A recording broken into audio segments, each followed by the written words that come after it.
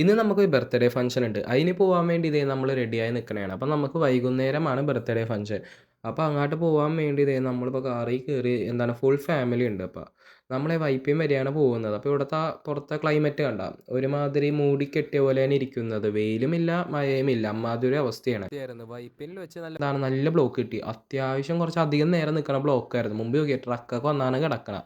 അങ്ങനെ ബ്ലോക്ക് കഴിഞ്ഞ് നമ്മളെ പുറത്തേക്ക് വന്നപ്പോഴേക്കും രാത്രിയായി തുടങ്ങി. ഇരുട്ടി തുടങ്ങി. അങ്ങനെ നമ്മൾ അവിടെ എത്താൻ വൈകുമെന്ന് വിചാരിച്ചു.